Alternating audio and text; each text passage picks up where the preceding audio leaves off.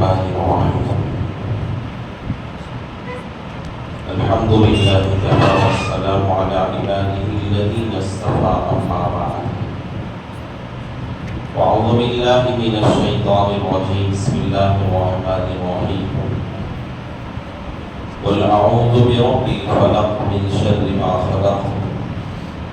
ومن شر غاسق إذا وقب ومن شر النفاثات في العقد ومن شر حاسد إذا حسد قل أعوذ برب الناس ملك الناس إله الناس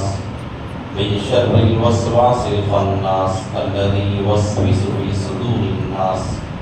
من الجنة والناس صدق الله العظيم. معزز سامعین کرام اور میرے بھائیوں نوجوانوں بزرگوں اور بھائیوں، یہ دونوں سورتیں سورہ فلق اور سورہ ناس جو میں نے آپ لوگوں کے سامنے مکمل تلاوت کی، میں نے مناسب یہ نہیں سمجھا کہ جس طرح عام طور پر اکثر لوگوں کو یہ سورتیں یاد ہوتی ہیں، جو نمازوں میں پڑھے جانے والی سورتیں سورہ فلق اور سورہ ناس اکثر لوگوں کو یہ زبانی یاد ہوتی ہیں، تو میں نے مناسب یہ نہیں سمجھا کہ وہ سورتیں جو ہم روزانہ اپنی نمازوں کے اندر پڑھا کرتے ہیں، ہر عام اور خاص کو یہ سورتیں یاد ہوتی ہیں، اس کا ترجمہ اور اس کی تفسیر لوگوں کے ذہنوں میں آ جائے، اس کا ترجمہ ہمارے دماغوں میں رہے، تاکہ ہم جب نماز پڑھنے کھڑے ہوں تو کم سے کم اس کا ترجمہ ہمارے ذہنوں میں رہے، اس کا مطلب اور شان نزول بھی ہمارے ذہنوں میں باقی ہے۔ تو میں نے جو سورہ فلق اور سورہ ناس پڑھا ہے، سب سے پہلے اس سورتوں کو معوذتین بھی کہا جاتا ہے، یعنی معوذتین کہتے ہیں اللہ تعالیٰ سے پناہ مانگنے والی صورت ہے، اسی لیے اسے معوذتین بھی کہا جاتا ہے۔ اب سمجھنا یہ ہے کہ اللہ تعالیٰ نے یہ صورتیں کیوں نازل فرمائی، اس کا شان نزول کیا ہے، اور ان صورتوں کے نازل کرنے کا اللہ کا مقصد کیا تھا، اور یہ صورتیں کب نازل ہوئی اور کیوں نازل ہوئی، یہ سمجھنے کے لیے سب سے پہلے ہمیں اللہ کے نبی علیہ السلام کی سیرت پہ جانا پڑے گا۔ اللہ کے نبی علیہ السلام نبوت کے ملنے کے بعد، یعنی نبوت جب 40 سال کے بعد عطا کی گئی، اللہ کے نبی مکہ المکرمہ کے اندر 13 سال رہے، اس کے بعد اللہ کے نبی علیہ السلام ہجرت کر کے مدینہ، وہاں مدینہ کے اندر اللہ کے نبی نے 10 سال زندگی گزاری، لیکن مدینہ کے اندر یہودیوں کا زیادہ غلبہ تھا، یہود مدینہ کے اندر بہت زیادہ کثرت میں تھے، بہت سارے یہودی مدینہ کے اندر رہا کرتے تھے، اور یہودیوں کو اللہ کے نبی علیہ السلام سے بے انتہا حسد تھا، اللہ کے نبی علیہ السلام کے بارے میں وہ لوگ جلا کرتے تھے اور حسد کیا کرتے تھے، اور ہمیشہ پیغمبر کو ستانے کے لیے، تکلیف پہنچانے کے لیے بے شمار سازشیں وہ لوگ روزانہ کیا کرتے تھے۔ ان کے حسد کرنے کی بھی ایک وجہ ہے، اس کی وجہ یہ ہے کہ جتنے انبیاء دنیا کے اندر، یعنی یہودیوں کے جو خاندان تھا، یہ حضرت یعقوب علیہ السلام سے، یہودیوں کا خاندان کا تعلق حضرت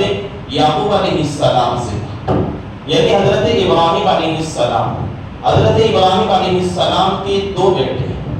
ایک حضرت اسماعیل ذبیح اللہ علیہ السلام، دوسرے حضرت اسحاق علیہ السلام، اور حضرت اسحاق علیہ السلام کے بیٹے ہی حضرت یعقوب علیہ السلام، اور حضرت یعقوب کو بنی اسرائیل بھی کہا جاتا تھا، یعنی حضرت یعقوب علیہ السلام کی نسل سے جتنے انبیاء بنی اسرائیل کے اندر آئے، سارے انبیاء یہ حضرت یعقوب علیہ السلام کی نسل سے اور حضرت یعقوب علیہ السلام کے خاندان سے انبیاء آئے تھے، اسی لیے ان کو بنو اسرائیل کہا جاتا تھا، یعنی بنو اسرائیل کے انبیاء کا تعلق حضرت یعقوب علیہ السلام سے تھا، اور یہود جو مدینہ کے اندر رہا کرتے تھے ان کے خاندان کا تعلق بھی بنو اسرائیل سے تھا، اور حضرت یعقوب علیہ السلام کے خاندان سے، ان سے نسب سے ان کا تعلق تھا۔ تو انہوں نے اپنے پہلی کتابوں کے اندر بھی، تورات کے اندر بھی، انجیل کے اندر بھی، زبور کے اندر بھی انہوں نے پڑھا تھا کہ دنیا کے اندر آخر میں ایک پیغمبر آئے گا، اللہ تعالیٰ اس نبی کو سارے انبیاء کا سردار بنائے گا، امام الانبیاء بنائے گا، اور اللہ تعالیٰ اس نبی کے بعد کسی اور نبی کو نہیں لائے گا، اور سارا کا سارا مقام اور مرتبہ اللہ تعالیٰ تمام انبیاء سے بڑھ کر اس نبی کو اللہ تعالیٰ عطا کرے گا۔ یہ ان کی تورات کے اندر بھی لکھا ہوا تھا، انجیل کے اندر بھی یہ باتیں لکھی ہوئی تھی، زبور کے اندر بھی یہ باتیں لکھی ہوئی تھی۔ یہ لوگ انتظار میں تھے یہود کہ نبی پیدا ہوں گے تو ہمارے خاندان سے پیدا ہوں گے، یہ نبی جتنے بھی آ رہے ہیں یہ سارے بنو اسرائیل سے، یعقوب علیہ السلام کے خاندان سے آ رہے ہیں، تو ہمارے خاندان قبیلے کے اندر کوئی نبی پیدا ہو۔ یہ ان کا وہم تھا، ان کا یہ خیال تھا، اسی سوچ کے اندر تھے۔ لیکن اللہ تعالیٰ نے جناب محمد رسول اللہ صلی اللہ علیہ وسلم کو اللہ نے حضرت اسماعیل علیہ السلام کے خاندان سے پیدا کیا۔ تو یہ یہودیوں کے اندر ایک حسد تھا کہ ہمارے خاندان میں نبی آخر الزمان پیدا ہونا چاہیے تھا، یہ تو اسماعیل علیہ السلام کے خاندان سے پیدا ہو گئے۔ تو اپنی کے خاندان میں نہ پیدا ہونے کی وجہ سے یہودی اللہ کے نبی علیہ السلام کے ساتھ دشمنی کرتے تھے، حسد کیا کرتے تھے، بغض کیا کرتے تھے، اور اللہ کے نبی کو تکلیف پہنچانے کے سینکڑوں کوششیں اور سینکڑوں سازشیں یہ لوگ روزانہ کیا کرتے تھے۔ اللہ کے نبی علیہ السلام نے جب دیکھا کہ یہودی ہے، اللہ کے نبی سے اتنی جو ہے عداوتیں کرتے ہیں، بغض رکھا کرتے ہیں، اللہ کے نبی علیہ السلام نے سارے یہودیوں کو جمع کیا اور صلح کی کہ ہم آپس میں بھائی بھائی بن کر رہیں گے، مدینہ کے اندر امن رہے گا، سلامتی رہے گی، اور یہ تو محبتوں کے ساتھ جینا پڑے گا۔ تو یہودیوں نے اللہ کے نبی کے ساتھ صلح بھی کر لی، امن پہ صلح کر لی۔ ظاہری طور پر یہ لوگ صلح کیا کر لیے تھے، لیکن اندرونی طور پر، باطنی طور پر یہ اللہ کے نبی کو نقصان پہنچانے، تکلیف پہنچانے کے اندر روزانہ سازشیں رچا کیا کرتے۔ ایسا ہوا کہ اللہ کے نبی علیہ السلام پر لبید ابن عاصم ایک یہودی تھا، اس نے اللہ کے نبی علیہ السلام پر اس حسد کی وجہ سے، اس طرح کے دنیا کے اندر بھی ہوا کرتا ہے، اس حسد کی بنا پر لبید ابن عاصم نے اللہ کے نبی علیہ السلام پر جادو کر دیا۔ اللہ کے نبی علیہ السلام پر جب جادو ہوا، اللہ کے نبی علیہ السلام کی طبیعت کے اندر فرق آنے لگا۔ اللہ کے نبی علیہ السلام پر یہ تکلیف ہوتی تھی، ایسی تکلیف گزرا کرتی تھی، کوئی کام اللہ کے نبی کر دیا کرتے، اور اللہ کے نبی علیہ السلام کو وہ کام یاد نہیں رہا کرتا تھا، اور پھر ذہن کے اندر یہ خیال آتا کہ شاید میں نے وہ کام نہیں کیا ہے، خیالات کے اندر فرق آنے لگا، اور جسم ایسا محسوس ہوتا تھا جس طرح کے اللہ کے نبی کے جسم کو کسی چیزوں سے باندھ دیا گیا ہو، اللہ کے نبی کا جسم کسی چیز سے بنا ہوا ہو، اس طرح اللہ کے نبی کو محسوس ہوا کرتا تھا، اور اتنی زیادہ تکلیف اللہ کے نبی علیہ السلام کو ہوا کرتے۔ اللہ کے نبی نے بہت سارا علاج کروایا، لیکن اس کا کوئی حل نہیں نکلا۔ اللہ کے نبی علیہ السلام فرماتے، ہم عائشہ صدیقہ رضی اللہ تعالیٰ عنہا نے یہ روایت بیان فرمائی، اللہ کے نبی علیہ السلام ایک مرتبہ اپنے گھر کے اندر، اپنے حجرے کے اندر آرام کر رہے تھے۔ اللہ کے نبی نے فرمایا کہ دو فرشتے میرے پاس آئے، اور دونوں فرشتے ایک داہنی جانب بیٹھ گئے، ایک بائیں جانب بیٹھ گئے۔ داہنی جانب والا فرشتے نے کہا یہ صاحب کون ہے؟ بائیں جانب دوسرے فرشتے نے کہا کہ محمد رسول اللہ صلی اللہ علیہ وسلم ہے۔ ایک فرشتے نے پوچھا انہیں کیا ہوا؟ دوسرے نے کہا اس آدمی پر تو، اس صاحب پر تو کسی نے جادو کر دیا۔ دوسرے فرشتے نے پوچھا کس نے جادو کیا؟ اس نے کہا کہ یہودی ہے ایک یہاں مدینہ کے اندر رہنے والا لبید ابن عاصم نے ان صاحب پر جادو کیا۔ اور پھر اس میں دوسرے فرشتے نے سوال کیا کن چیزوں سے جادو کیا ہے؟ تو دوسرے فرشتے نے جواب دیا کہ آپ کے ان صاحب کے بالوں اور کنگھی کے ذریعے سے ان صاحب پر جادو کر دیا گیا. اور اسے جادو کا دوسرے فرشتے نے پوچھا جادو کروا کر اسے کیا کیا گیا؟ اس تیسرے فرشتے نے دوسرے نے جواب دیا کہ اس سے جادو کروا کر اس کی گرہیں باندھ کر اسے لے جا کر بیر زربان ایک کنواں ہے اس کنویں کے اندر اسے دفن کر دیا گیا. اس کنویں میں بڑی چٹان ہے اس چٹان کے نیچے اسے لے جا کے دبا دیا گیا. اللہ کے نبی علیہ السلام روایات کے اندر آتا ہے اللہ کے نبی بیداری کی حالت میں تھے تبھی یہ دو فرشتے اللہ کے نبی کے پاس آئے اور یہ آپس میں بات چیت ہو رہی. بعض روایات کے اندر آتا ہے کہ اللہ کے نبی نے خواب کے اندر یہ چیزوں دیکھی. دونوں باتیں اپنی جگہ صحیح ہے. روایات کے اندر یہ بات بھی آتی ہے کہ بیداری کی حالت کے اندر یہ واقعہ پیش آیا اور بعض روایات کے اندر نیند کے اندر اللہ کے نبی نے خواب کے اندر یہ چیزیں دیکھی. اللہ کے نبی اٹھے ام عائشہ صدیقہ رضی اللہ تعالیٰ عنہا سے اپنا خواب بیان کیا اور پھر اللہ کے نبی علیہ السلام اپنے ساتھ صحابہ کو لے کر بیر زروان ایک کنواں تھا مدینہ کے اندر اس کنویں کے پاس گئے اور وہاں جا کر دیکھا کہ اس کنویں کا سارا پانی پیلا ہو چکا تھا. اللہ کے نبی علیہ السلام نے صحابہ کو حکم دیا اس کنویں کے اندر اترے اور وہاں ایک بڑی چٹان رکھی ہوئی ہے اور اس چٹان کے نیچے وہاں پر بہت ساری چیزیں ہیں اسے نکال کر لایا جائے. تو اس ایک صحابی اترے نیچے اور اس وہاں نیچے بہت بڑی چٹان جس طرح اللہ کے نبی کو ان فرشتوں نے خواب کے ذریعے سے یہ بیداری کے حالت میں جس طرح فرشتوں نے بتایا تھا اسی طریقے پر اس بیر زروان کے اندر ایک بڑی چٹان تھی اور اسے ہٹایا تو وہاں پر جو گنگا جس طرح جسے ہم کنگھی بولتے ہیں اور وہ کنگھی اللہ کے نبی جس سے بال درست کیا کرتے تھے وہ اور اللہ کے نبی علیہ السلام کے بال مبارک اور وہ بھی موجود تھے اور ایک کانٹ کا دھاگا بھی وہاں پر موجود تھا جس کے ذریعے سے اسے جو ہے گودا گیا تھا اس پر پڑھ کر اس پر باندھ دیا گیا تھا. اسے نکالا گیا بہت بڑی چٹان تھی اسے ہٹایا گیا اسے نکال کر اللہ کے نبی علیہ السلام کے پاس لایا گیا. روایات کے اندر آتا ہے محدثین فرماتے حضرات مفسرین نے لکھا ہے کہ اس جو ہے تانب والے دھاگے کے اندر گانٹیاں باندھی گئی تھی اور اللہ کے نبی علیہ السلام کے بال مبارک کو میری گھاٹیاں لگ گئی تھی اسے باندھ دیا گیا تھا. اور جس طرح کے بالوں کے اندر جب کوئی گھاٹی ڈال دی جاتی ہے تو اس کا کھولنا ناممکن ہوتا ہے. بال ٹوٹ جائے گا لیکن اس کی گھاٹی نہیں کھل سکتی بال نہیں کھل سکتا. اب اگر تجربہ کر کے دیکھیں تو آپ کو معلوم ہو جائے گا گھاٹی نہیں کھل سکتے بلکہ بال خود ٹوٹ جائے.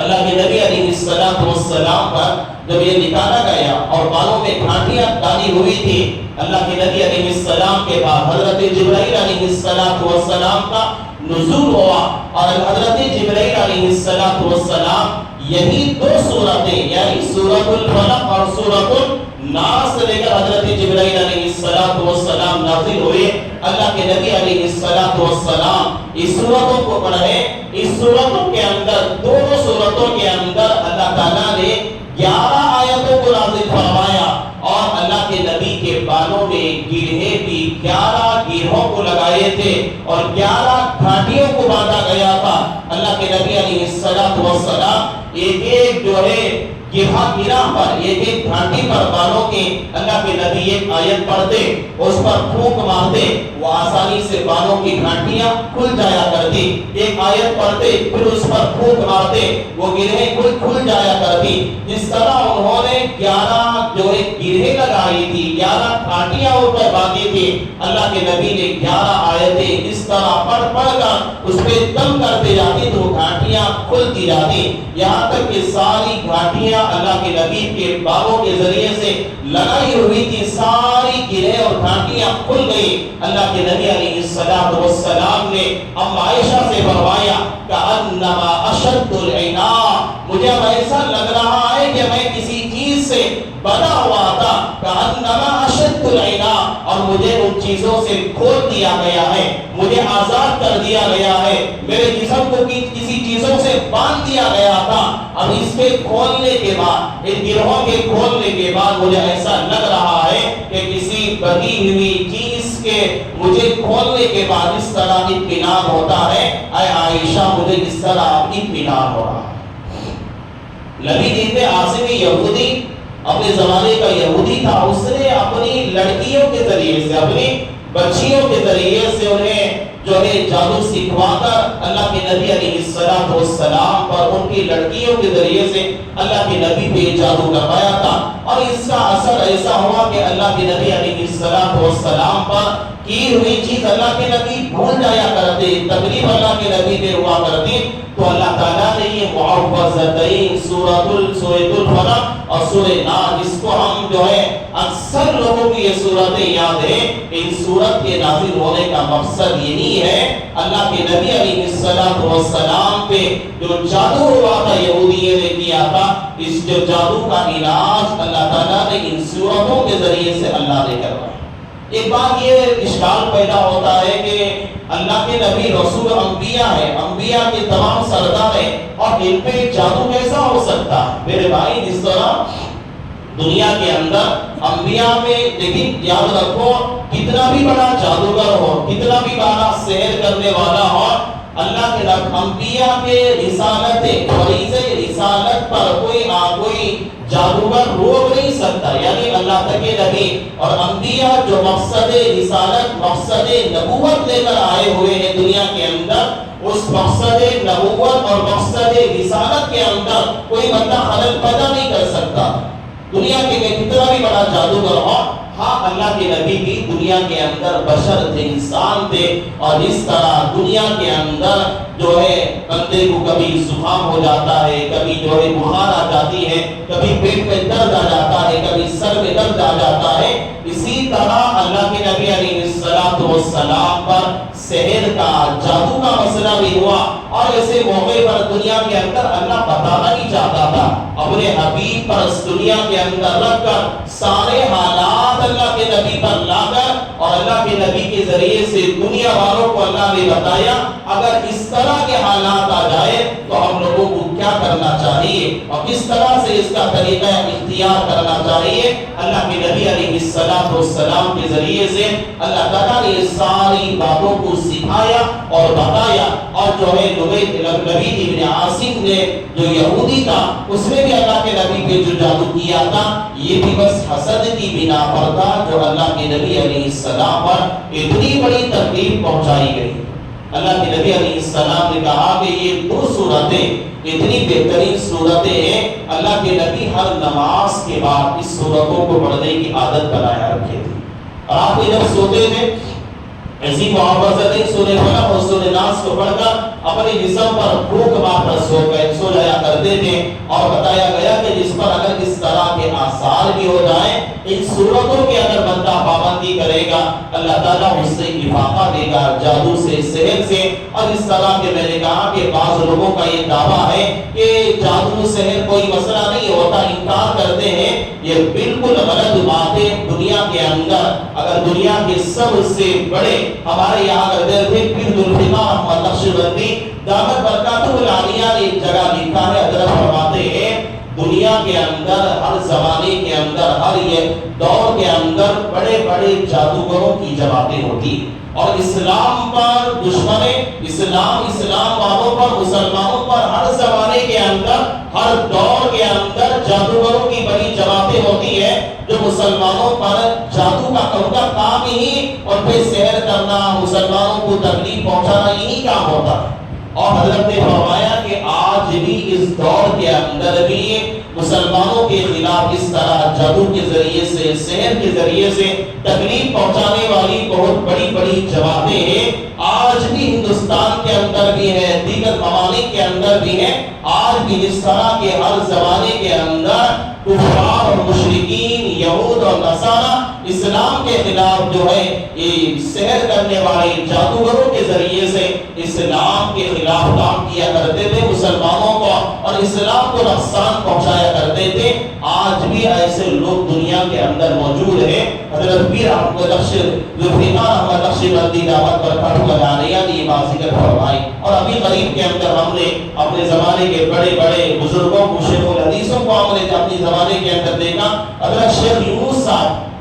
رحمت اللہ علیہ ہمارے ہندوستان کے سب سے بڑے مایہ ناز محدث اعظم ہے حضرت شیخ یونس صاحب رحمت اللہ علیہ پر جو سہارنپور کے اندر شیخ الحدیث جو کبھی انہوں نے نکاح نہیں کیا، ساری زندگی حدیث پڑھانے کے اندر گزار دی، حضرت پر ایسے ایسے سحر کے مسائل کھڑے ہو گئے، جادو کے مسائل کھڑے ہو گئے، حضرت کو درس پہ بیٹھ کر پڑھانا مشکل ہو چکا۔ ابھی قریب کے اندر حضرت جو ہے مفسر قرآن ہمارے ہندوستان کے جو ہے حضرت مولانا پی طلحہ صاحب مفسر قرآن ہے، ابھی قریب کے حضرت کا بیان آیا، حضرت پر بھی بہت کسی نے ان پہ جادو کر دیا، سحر کے مسائل کھڑے ہو گئے، حضرت کی تک جو ہے طبیعت جس کی وجہ سے خراب ہے، پریشانی ہے، حضرت پر بھی حالات ہے۔ ایک نبی پر جو چیزیں ہو سکتی ہیں ایک عام انسان پر بھی وہ چیزیں ہو سکتی ہیں۔ یہ ایسا نہیں کہ کوئی آدمی انکار کر دے مجھ پر کچھ نہیں ہوتا، بعض لوگ اس کا بالکل انکار کرتے ہیں۔ یہ انکار کرنا ایسا ہے جس طرح کے پیغمبر کی ان صورتوں کا انکار کرنا ہے، اسے نام ماننا ایسا ہے جس طرح کہ اللہ نے سورہ فلق سورہ ناس کو شان نزول اللہ تعالیٰ نے نازل فرمایا، یہ اس کا انکار کرنا ہے۔ یہ تو ساری باتیں ہیں، تو ایسے موقع پر ہم لوگوں کو اللہ تعالیٰ کی ان آیتوں کی طرف، اللہ تعالیٰ کی ان صفتوں کی طرف ہمیں متوجہ ہونا چاہیے۔ البتہ اس کے بعد بھی بہت ساری باتیں ان صورتوں سے متعلق ہے، تو اللہ تعالیٰ نے ان صورتوں میں کیا کہا، کیا بتایا ہے، انشاءاللہ وہ ساری باتیں آپ کے سامنے میں ذکر کروں گا۔ اللہ تعالیٰ ہم سب کو اس سنی ہوئی باتوں پر عمل کی توفیق عطا فرمائے۔ روزے کی مسائل میں مسئلہ یہ ہے، کوئی بندہ روزے کی حالت میں ہے اور بیمار ہے، بہت زیادہ سست ہے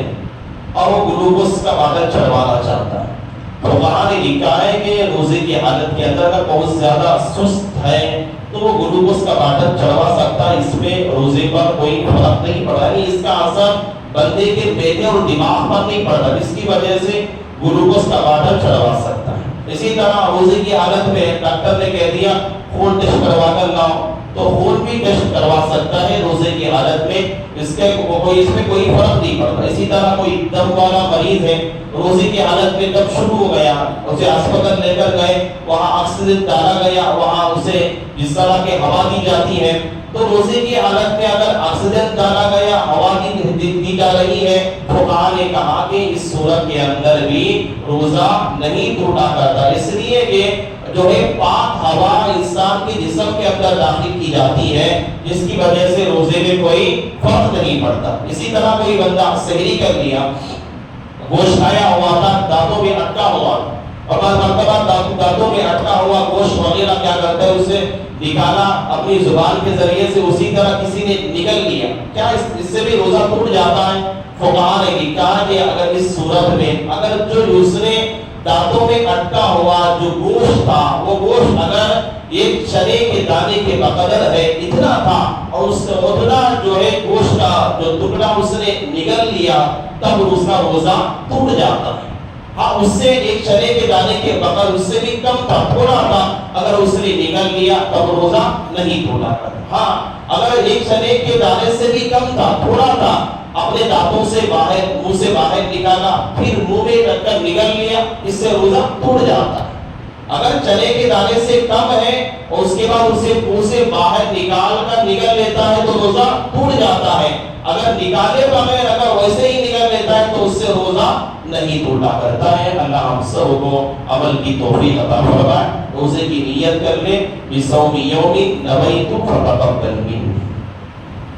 اللهم صل على سيدنا مولانا محمد وبارك وسلم۔ ربنا آتنا في الدنيا حسنة وفي الآخرة حسنة وقنا عذاب النار۔ ربنا ظلمنا أنفسنا وإن لم تغفر لنا